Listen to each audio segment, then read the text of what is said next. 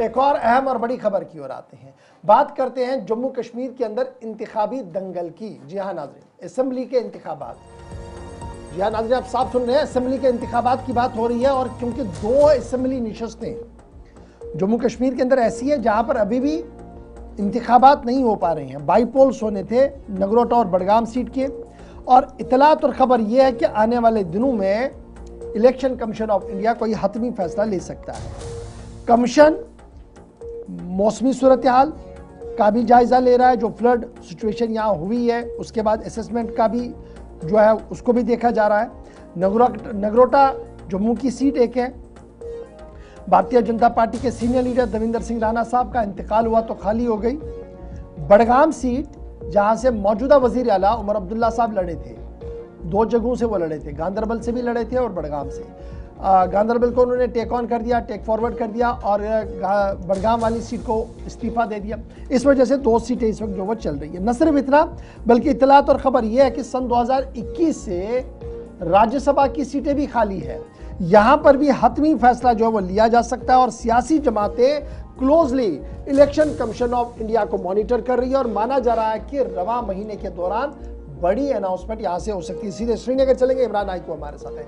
इमरान, एक तरफ से राज्यसभा की सीटें और राज्यसभा के अंदर जम्मू कश्मीर की रिप्रेजेंटेशन ना के बराबर, और न सिर्फ रिप्रेजेंटेशन की बात है, जो फाइनेंशियल सेटअप हमारा चलता है राज्यसभा से उस पर भी काफ़ी ज़्यादा असर है। एक तो ये, और फिर 2 अहम निशस्तें जम्मू कश्मीर असेंबली की वो भी खाली पड़ी है। हालात बेहतर थे, उम्मीद लगाई जा रही थी कि शायद बहुत जल्द इसका अनाउंसमेंट किया जाएगा। क्या कुछ डिटेल्स आपके पास है? और ये जो अफवाहें और खबरें गर्दिश कर रही है कि बिहार चुनाव के साथ शायद 2 निशस्तों का चुनाव भी हो और उसी के साथ राज्यसभा का भी चुनाव करवाया जा सकता है, किस हद तक इस खबर की तस्दीक हो पा रही है, आपके ज़राया कर पा रहे हैं?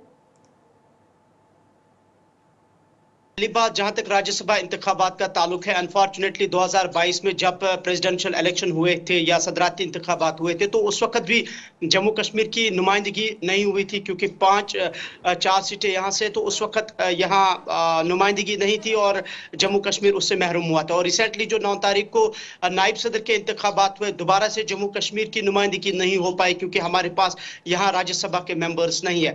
और इसके अलावा साथ साथ आपको याद होगा कि अगस्त में इलेक्शन कमीशन ऑफ इंडिया ने ministry of law and justice को एक लेटर लिखी थी। इसमें उन्होंने कहा था कि जम्मू कश्मीर में जो राज्यसभा के इंतखाबात है इनकी मुद्दत को तोसी की जाए, लेकिन उसको रिजेक्ट किया गया और उसमें यह कहा गया कि अगर ये लॉ लाना है तो इसमें, और इलेक्शन कमीशन ने कहा था कि प्रेसिडेंशियल ऑर्डर के जरिए से यहाँ पे इसकी तोसी की जाए, लेकिन उसको मिनिस्ट्री ने इसलिए रिजेक्ट किया, कहा कि यह कानून पूरे मुल्क में नाफिज हो सकता है, ना कि स्पेसिफिकली जम्मू कश्मीर के लिए। और जहां तक यहाँ के ज़िमनी इंतखाबात का या बाईपोल्स का ताल्लुक है, जैसे आपने कहा कि देवेंद्र सिंह राणा और उमर अब्दुल्ला बडगाम की सीट जो है वो अभी खाली है, और हालांकि एक्ट के हिसाब से या कानून के हिसाब से 6 महीनों के अंदर यहाँ पे ज़िमनी इंतखाबात होने चाहिए।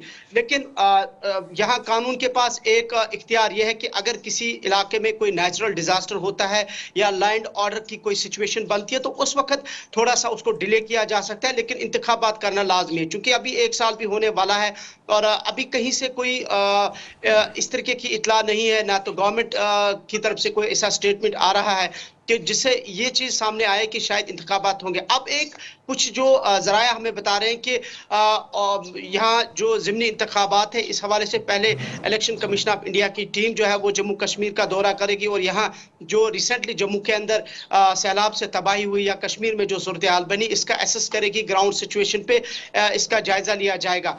और उम्मीद की जा रही है कि चूंकि अक्टूबर के पहले हफ्ते या दूसरे हफ्ते के अंदर बिहार में इंतखाबात का ऐलान किया जाएगा, मुतवक्का वही जा रही है कि जम्मू कश्मीर के लिए भी इन ज़िमनी इंतखाबात का ऐलान किया जाएगा। और साथ ये बड़ा इंपॉर्टेंट है ना, फिर मसला तो यही बनता है जब जम्मू कश्मीर की बात आती है तो पूरी दुनिया की नजरें यहाँ पर मरकूज हो जाती है। 5 अगस्त 2019 के बाद कहा गया कि हालात बदले, हवा बदली और हवा बदलने के साथ ज़मीनी सूरत हाल तब्दील हुई और हमने देखा कि जब चुनाव हुए तो बढ़कर लोगों ने हिस्सा लिया। लेकिन बल्दियाती इदारों की बात करें तो ड्यू इलेक्शंस हैं हमारे सामने, फिर आगे बढ़े इन बाई इलेक्शंस की बात करें तो ड्यू है, नहीं हो पा रहे हैं। बुनियादी वजह क्या वाकई तौर पर जम्मू कश्मीर के अंदर इंतखाबात कराना एक बहुत बड़ा दर्द-ए-सर होता है as compared to rest of the India, या जम्मू कश्मीर को फिलहाल एक ठंडे बस्ते में छोड़ दिया गया कि लेट इट बी, जैसे चल रहा है चलने दीजिए? देखिए, यही बदकिस्मती है। जैसे हमने कल भी इस पे डिस्कशन किया था, चाहे आप पंचायत को देखें, डीडीसीज को देखें, बीडीसीज को देखें, या फिर आप अर्बन लोकल बॉडीज के इलेक्शंस को देखें, तो सबकी मुद्दत खत्म हुई है। और अब जो डिस्ट्रिक्ट डेवलपमेंट काउंसिल भी अगले माह खत्म होने जा रही है, उनकी मुद्दत भी। और 1 साल तकरीबन हो चुका है जब डीडीसीज की, जब बीडीसीज, पंचायत और अर्बन लोकल बॉडीज की मुद्दत खत्म हुई है। और जहां तक जम्मू कश्मीर के इलेक्शंस के पर्सपेक्टिव का ताल्लुक है, हमने देखा 2019 के बाद जब 2022 में पहली मर्तबा यहाँ डीडीसीज और बीडीसीज के इंतखाबात का ऐलान किया गया, तो पूरी दुनिया ने देखा कि जिस तरीके से सेंट्रल गवर्नमेंट ने यह कहा कि यहाँ की जो ग्रास रूट डेमोक्रेसी है, इसको बहाल किया गया, इसको पहली बार इस तरीके से एस्टैब्लिश किया गया। और यह भी कहा गया कि 3 टायर जो पंचायत सिस्टम है, इसको यहाँ पे बहाल किया गया। और पिछले 70 सालों से यहाँ की सरकारें नाकाम रही, और पहली बार मरकजी सरकार ने या यूटी में 370 को एब्रोगेट करने के बाद यहाँ पंचायत राज को मुनज़्ज़म किया गया, यहाँ एस्टैब्लिश किया गया। लेकिन बदकिस्मती यह है कि जहां हम देख रहे हैं कि पार्लियामेंट इलेक्शंस बड़े पीसफुल तरीके से हुए, उसके बाद असेंबली के इंतखाबात बड़े पीसफुल तरीके से हुए, ऑल दो कि यहाँ ये पहले कहा गया कि सिक्योरिटी रीजन है, बाकी चीजें, लेकिन और ये भी अच्छी बात ये थी कि जो यहाँ असेंबली के इंतखाबात हुए, और पहली बार जम्मू कश्मीर की हिस्ट्री में, खासकर कश्मीर में, हमने देखा कि लोगों ने बढ़ चढ़कर इंतखाबात में हिस्सा लिया। और ये जो डिले हो रहा है, ये जब आप हमारे साथ गुफ्तगू कर रहे हैं तो कुछ नाजरीन हमारे सोशल मीडिया पर ये भी लिख रहे हैं, क्या हर एक चीज़ अदालत से रूट होनी चाहिए? क्योंकि अदालत ने इलेक्शन का हुक्म दिया, तब जाकर जम्मू कश्मीर में इलेक्शन हुए। अब स्टेटहुड का मामला है तो अदालत का दरवाज़ा खटखटाया जा रहा, तो क्या इन बल्दियाती इलेक्शंस के लिए, बाई इलेक्शंस के लिए भी क्या अदालत का ही रास्ता खटखटाना पड़ेगा, या कमीशन अज खुद भी इस हसासियत को समझेगा कि जम्मू कश्मीर भी पार्ट एंड पार्सल है पूरे मुल्क का?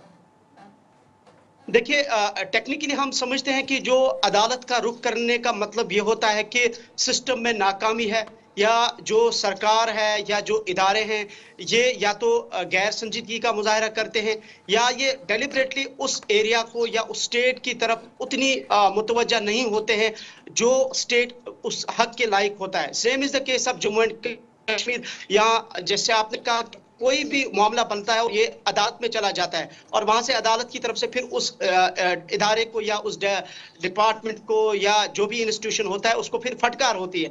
और बदकिस्मती से यह है कि टेन्योर खत्म हो गया।